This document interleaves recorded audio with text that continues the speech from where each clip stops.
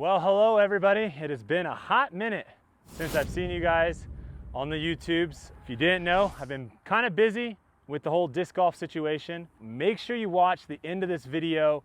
I will be announcing the newest foundation disc golf product coming soon. And this is something that we've been working on for a while, something I'm really stoked about, and I cannot wait to show you guys.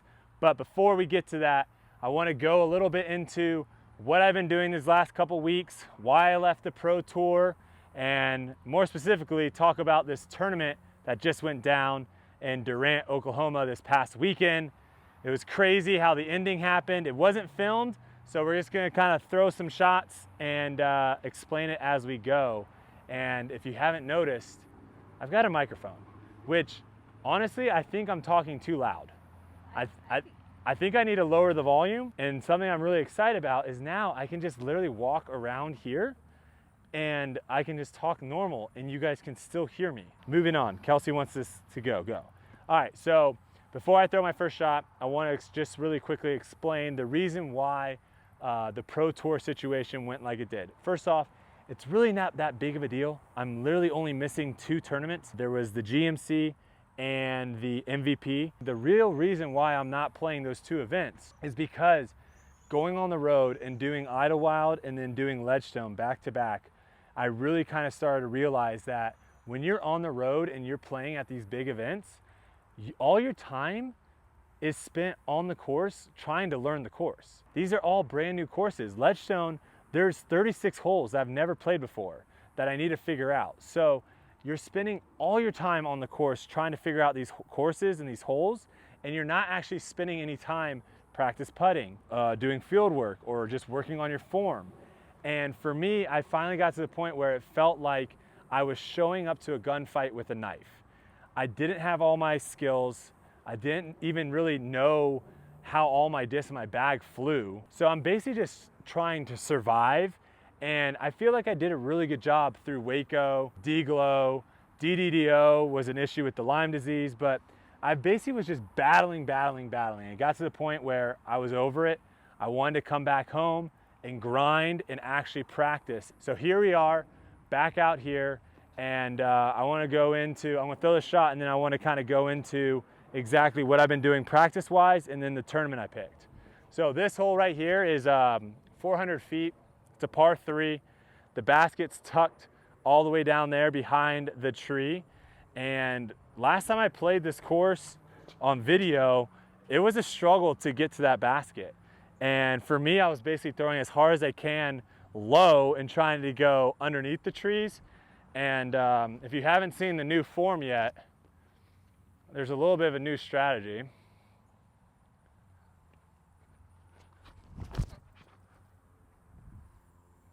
I can throw a little bit further now to where I can actually just go over the top of all those trees on a hyzer. So that's something that I've been working on a lot, is being able to throw shots on a hyzer the whole way. It's way easier to land where you want to land on a hyzer than it is actually trying to throw these straight shots. So throwing stuff up high, dropping it, it's definitely something I've been working on. When I got home, some of the things I really started working on, the first thing was getting to a field and actually knowing my bag. I really didn't spend too much time throwing multiple shots, throwing different angles, and honestly different levels of power on all the discs in my bag. And so I wanted to really have a good idea of what do I have in my bag, what do they do, how do they work in wind, how do they work when it's not windy, all these type of things. No, I actually ended up a little short. That's what happens when you don't warm up a little bit. You don't have as much power, but I have a putt, so that's not too bad. So that was like the first thing that I really did, was figure out my bag. And then I just spent hours and hours in the field where I'm just throwing 10 buzzes, 10 Zeus's, nukes, zones, get free. I'm just throwing tons and tons of shots and getting comfortable with that, and then also working on my form. So I felt like I was, slouching over too much, kind of digging my shoulder in. So I've been trying to get upright.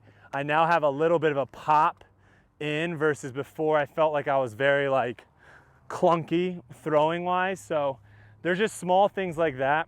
Right now I'm actually working through some putting stuff. So my putting in this tournament this past weekend, not anywhere near where I want it to be. So something I definitely need to work on. This was kind of one of those distances, about 30 feet or so, that I really struggled this weekend on. And now I got lucky, but this is one of those distances that over the next couple of days, I'll really be grinding on my form, because I feel like I've been spending so much time working on getting off the tee that I've been a little bit too lax in my time putting, and my form has slowly kind of gone from more of a, what you would call a spoosh putt, which is like a spin push putt, to more spin.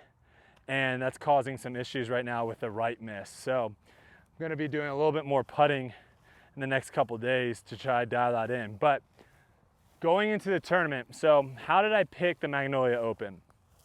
I went to Disc Golf Scene and just searched tournaments locally, I think 50 or 100 miles from where I live. And I started trying to build out a local kind of tournament schedule. And one where I can practice at home, train, do all those things at home, and then I can just drive and then play and come back and continue to practice and all that stuff. And the Magnolia Open was a little bit outside that. I think it was almost a 2-hour drive from where we live. So it's pretty far up in Oklahoma, but it was a B tier. There was a couple people already signed up for it that were pretty good. So I knew the competition was gonna be great. And I was kind of on the fence of whether or not I wanted, I'm trying to figure out what I want to throw here, whether or not I wanted to play it. So I went up there on Monday and got a first look at the course kind of. And this is a brand new course. They just put in these long tee pads, and I think some of the long pins they just put in. And so the course wasn't actually set up for the tournament yet on Monday.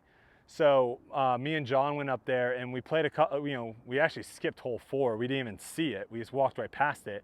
So we only played 17 of the 18 holes. And I think like probably 12 or 13 of them we played properly.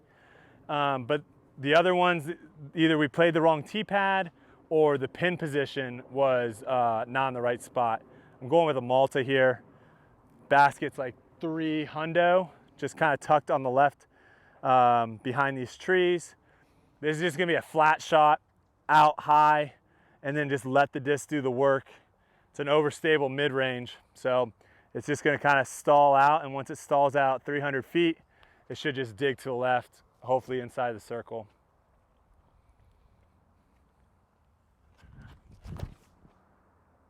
The distance is right, that should be good, but it might be a little short.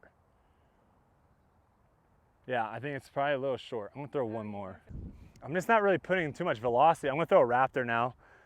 I'm not really throwing that hard, so just go up in a disc, fairway driver, same throw. Well, that was an early release. Probably a good idea to warm up before I come out here and throw. We just wanted to get some shots on here on camera so it wasn't just me just talking the whole time. But now I'm having a hard time to even throw a good shot. Let's go big buzz hyzer. There it is. That's gonna swing all the way over. Oh, that's gonna be nasty good. Keep going. Yeah, that should be good. We went back up there on Friday, me and John. They had a little doubles event, and the course was set up for the tournament. So I got to play one basically practice round with everything set up and really get a good lay of the land and get a good game plan on, hey, these are the holes I want to attack. These are the holes that I just want to play for par and go in the tournament that way. So going into round 1, I was grouped with some good characters. I played with a guy named Joe who has a crazy good forehand. I played a guy with Nick who probably had some of the funnier sayings I've ever heard. Some I can't actually repeat on this channel, but some funny sayings from him. And then I played with Bo Tillman, and me and Bo kind of went head to head the entire round. I didn't really start off well. I started with 4 pars. Now 2 of those holes at the beginning are very tough, so that's fine, but like hole 1's a gimme, hole 3's a pretty easy par 4, or sorry, hole 4 was a pretty easy par 4. So I would have liked to have come out a little bit better than I did, but you know, it is what it is. We kind of grinded back and forth a little bit there, especially towards the end. I can't remember how many birdies, I'll put it up on the screen, but I went on like a crazy birdie streak where I think I made like 5 or 6 birdies in a row.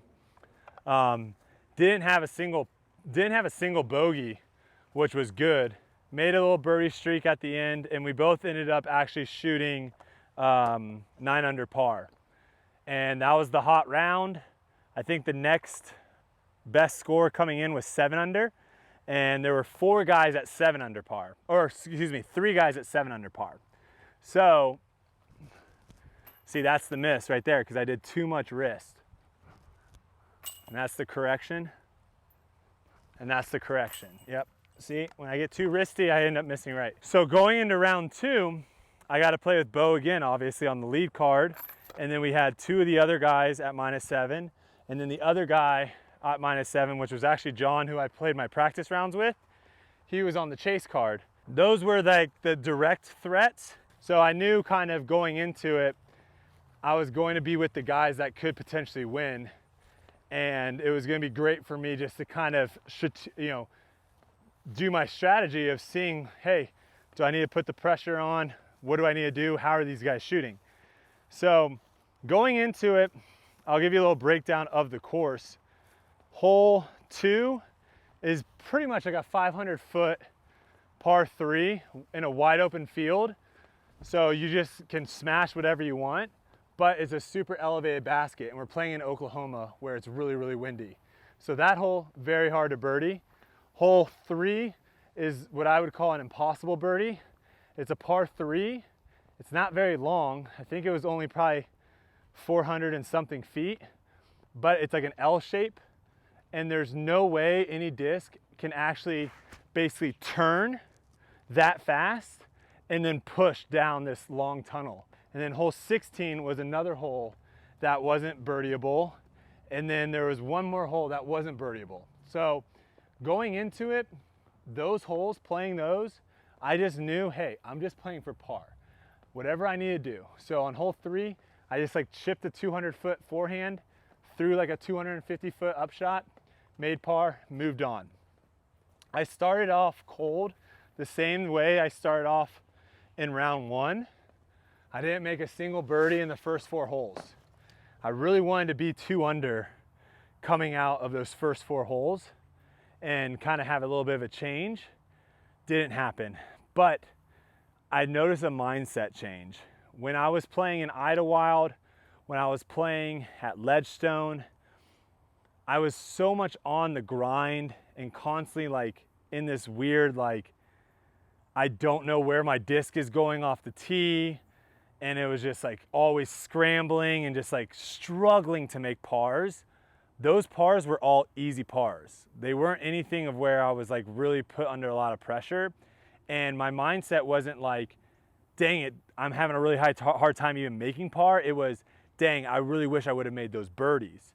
So I kind of saw like this positivity of knowing, hey, you still have 14 holes left. You can make 9 birdies on those 14 holes. You did it yesterday, do it again. I'm gonna flash forward to hole 16 because this is where it all kind of gets crazy. At hole 16, which is a impossible par 3, you can't birdie it. It's very difficult to even get a par, honestly. Bo and Coda were both 1 shot ahead of me. Coda was having a fantastic round, playing unbelievable, making putts all over the place. Great shots off the tee. Bo was pretty much playing as well he was playing the day before. And I had just missed a couple opportunities, and that's why I was 1 shot back. So 16 goes in. We all basically make good shots off the tee, and we end up making par. Now hole 17 comes up. Hole 17 is, if you look down here at this here to try to help visualize, it's very similar actually to this hole in the sense of where it's basically a dead straight shot, and then you need something to finish left at the very, very end. You have woods all down the left, just like this, but then you also down about 400 feet, you had other woods. And where we were playing, guys, if you threw it in the woods, it was like Northwoods Gold. It was actually worse than Northwoods Gold. If you went into the woods, you might not even be able to find your disc. Like it's such a brand new course that they hadn't done any clearance and anything like that in the woods, and there's no one walking around in there. It's not like been beaten in or anything. So it was definitely one of those things of you did not want to go in the woods. So you needed to throw the shot, and also it's a super tight tunnel. You had like a tree. Nicely the tree was like right here, and the other tree was like right here. So it wasn't that far off the tee pad, so it wasn't that hard to actually hit the gap, but it still was like a mental thing.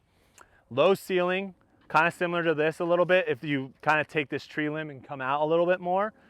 So it was low ceiling, like 430-foot shot that you need to go dead straight and then finish left at the end. I threw, out of all my rounds, I threw the best shot on that hole. I threw it to about 15 feet. Coda kind of early released it left, and then Bo also threw a really good shot to about 30 feet. And again, like I said earlier, it was extremely, extremely windy. Let me throw the shot real quick. And then we'll explain what happened next.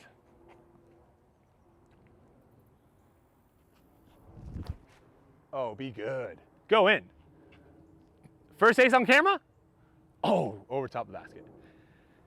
So Coda basically just lays up, gets his par, tie for the lead. Bo runs his putt. It's 30 some feet, just outside a circle. He runs his putt, but again, it's really, really windy. The wind kind of gets underneath it and sails it long to like 20 some feet. So he's actually putting before me. He misses that putt, taps in, and then I make my putt from 15, 20 feet or whatever. So now, going into hole 18, I just did a 2-shot swing on Bo and caught up to Coda. So me and Coda now are tied for the lead going into 18, and Bo is 1 shot back. Hole 18 is a par 5, reachable in 2, only really if you throw a really good drive and you throw a really good second shot. If you only have one of those, you're gonna be in trouble. All right, so hole 18 is like one of the coolest finishing holes I've played on because it is such a, you could theoretically get an eagle, but you also theoretically could get a triple bogey. So I knew going down into it, anything is possible. And I knew also, hey, listen, this is my moment right here. I'm first on the tee since I just made a birdie. If I bounce one down there pretty good, they're gonna now feel a little bit of pressure because they know that I'm in striking distance to make an eagle. So I get up on tee first. That was better, but not great. That was good. I get up on the tee first and I just smush it. Like farthest drive maybe ever. Definitely farthest drive in a tournament play. Probably 550, maybe 560, just on a line. And it lands exactly in the one spot that I need it to. And I think I should be able to put up a diagram of what the hole looks like so that way you guys can see. You gotta land on the left side of the fairway, and then that way it gives you a shot over OB to the basket. If you're on the right side, there's massive trees in the way. It's too low ceiling and it's too far to get there. So you have to get something left side of the fairway. So I smush it straight, left side of the fairway, perfect placement. Bo throws, or actually Coda throws next and turns it over just a little bit too much. So he's a little bit short of me right. And then Bo throws a really, really great shot. Basically ends up on the same line that I am, but just a little bit short. So now walking up, I now know that these two guys are gonna throw before me and I can see exactly what they do and basically go, okay, what is my next plan? Where I was, it almost was probably gonna be harder for me to try to lay up than actually just go for it. I had only like 340, 350 to the basket, and I could just throw a straight buzz. And I was so good off the tee all week. The buzz was working for me so great that I was just really confident that I could hit that line. So Bo goes first, throws a fairway driver or a driver, I'm not quite sure exactly, but just incredible shot to like 33 feet, 35 feet.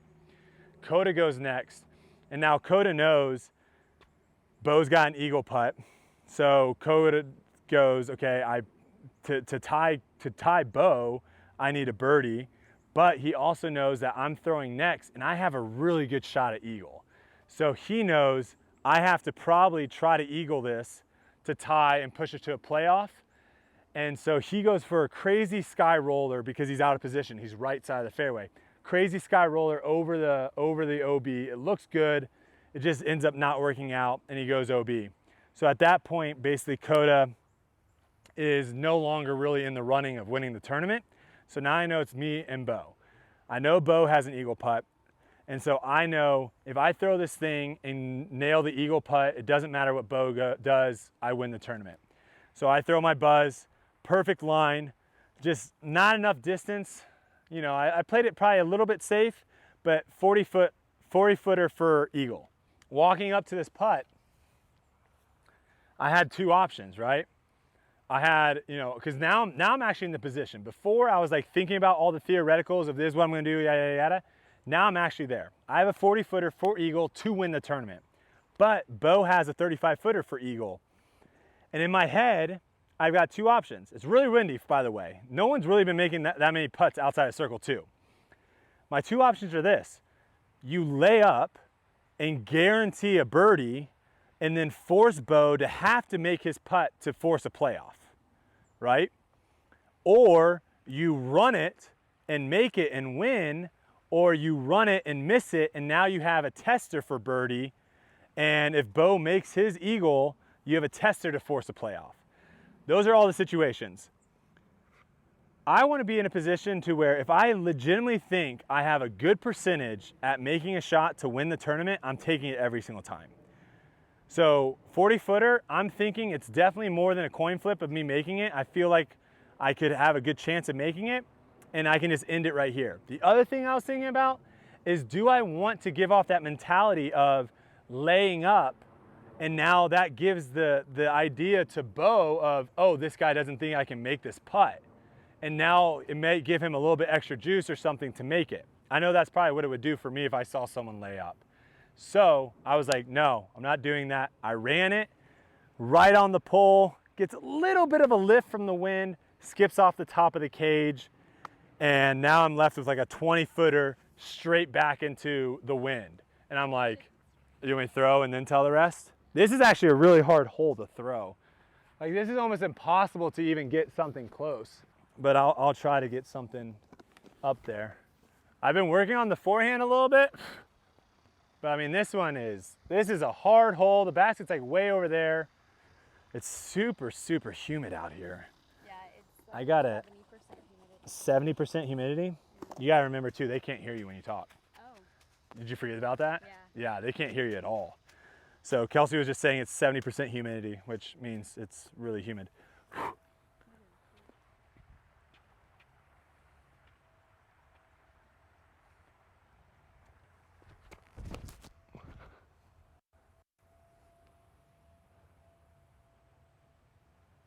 mean, that's pretty much, I mean, that's probably outside a circle, but it's pretty good. I didn't really couldn't do much more than that. Bo now has this, you know, 35 footer to basically force me to have to make my putt and just completely switch the rolls. He misses, it kind of rolls out to just behind my disc. So now he has to putt first. And unfortunately he misses that one. Like I said, it was extremely windy. Putting was very difficult the entire weekend. And so I had a 20 footer. I could have laid up and made par and still won. But you know, to me, in that situation, I just wanted to kind of jam it home and seal the deal. And I did it. And that was how I won my very first disc golf tournament. I guess I guess you can say my very first pro disc golf tournament, because it was pro. I mean, it wasn't on the pro tour, but it was a pro division, I guess. I don't really know exactly how to say it, but it was a B tier, and it was great experience, and definitely I could see areas of my game that I've been practicing and working on definitely improve. So that was good to see. And you know, I've got some other events coming up that I'm pretty excited about, and I'm, you know, obviously got tons and tons of more stuff to work on. But all in all, it was a heck of an event. It was really fun to play with those guys too, get the opportunity of playing with, you know, some guys that have been doing it for much longer, and I got to learn a lot of seeing how they got through a tournament and stuff that I'll definitely take on moving forward. But yeah, that's basically how I won my first tournament. We are gonna do a video in the future too of where I answer some questions from you guys. So if you do have any questions, drop them in the comments down below and we'll try to answer them in some future videos. And yeah, we are going to now, hopefully I make this putt. It's gonna be a little bit of an Anheuser because this leaf, that wasn't enough turn. This leaf is like right where, that's it right there. Oh, not enough. One more. Can we finish it on a high note? Yes, we can. Oh, no, we can't. But we're gonna send it right now to Hunter, and he is going to explain exactly what the new product is, and then it's gonna bounce to me doing an unboxing of the new product. And yeah, can't wait to share it to you guys. So thanks for watching. Hunter, take it away. Hey everyone, Hunter here with Foundation Disc Golf, and I'm so excited to be able to announce our newest product, Foundation Sticker Packs. So many of you guys wanted stickers, but we didn't want to just drop stickers. We wanted something interesting, something more fun, and so that's why we came up with these sticker packs. Basically, the stickers are broken down into 4 categories: common, uncommon, and then rare/ultra rare. So each pack is guaranteed to have a common, uncommon, and a rare or an ultra rare sticker within there. And to give you a little bit of incentive, we're gonna have this competition for the launch. The first person that is able to collect each and every sticker from all 4 categories will win a $500 shopping spree to foundationdiscs.com. The drop is happening on Friday, September 4th. Be sure to stay tuned to all of our social media for the exact link and time for that. And hopefully you're the one that gets the shopping spree. Guys, I have 2 packs myself sent here that I'm about to open for you guys. And I'm just so excited that this idea that we had has finally come to life. I don't know if you guys were as geeky as I was growing up, but I absolutely loved Pokemon cards, and opening a Pokemon pack was literally the coolest thing ever. I got so hyped, and this kind of brings that back to me because I don't know what is going to be in the pack. And honestly, I don't, oh, what? They sent me a, oh, wait, okay. This was unexpected, but I'm actually glad I got one of these because I actually wanted one of these foundation towels. Heck yeah. I think there's a couple more still on the site, so check those out. But let's be real. This is what everyone came for. They cut, oh, wait, I almost forgot.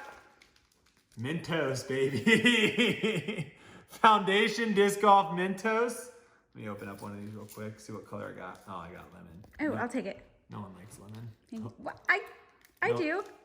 Oh, orange? Come on, I didn't even get a pink? All right, so these are where the packs come in.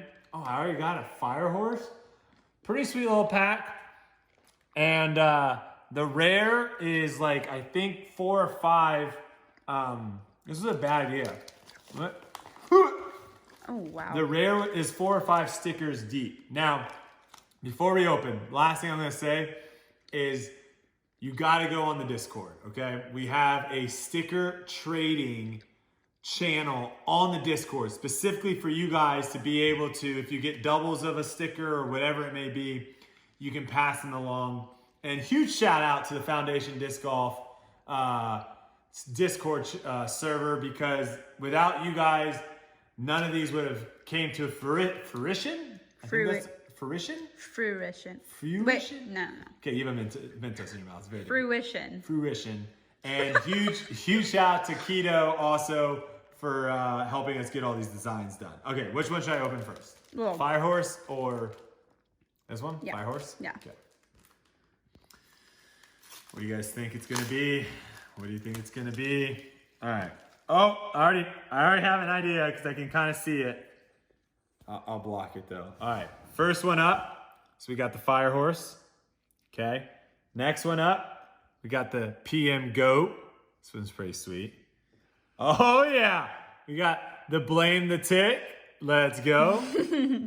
And we got the holographic scuba. Oh my god. Does it show up, the Yeah. lighting? Oh yeah. It's That's definitely sick. All right.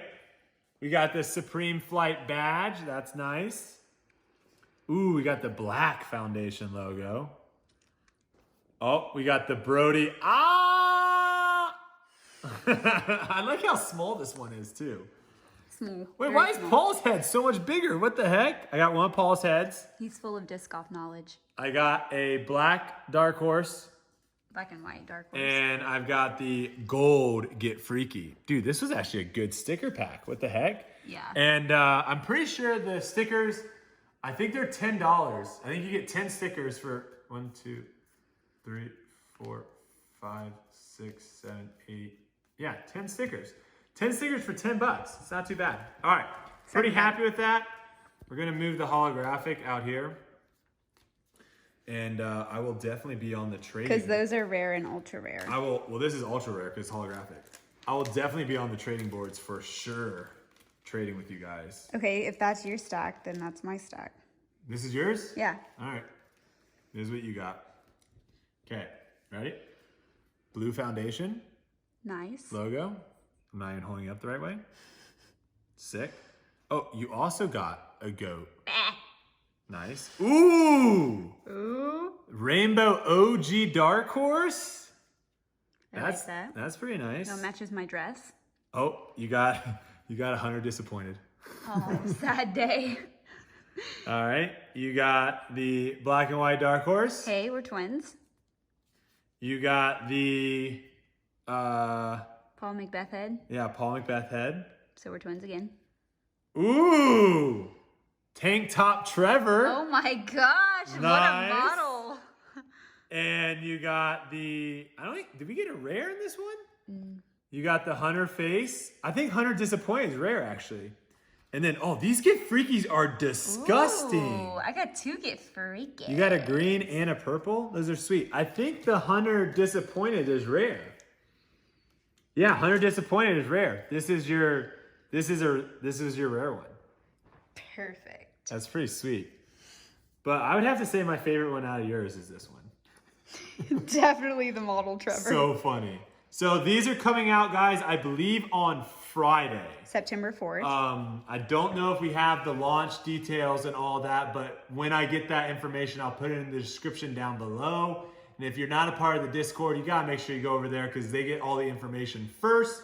But sticker packs coming out this Friday, super excited about it. They came out amazing, and hopefully you guys will enjoy them as much as possible.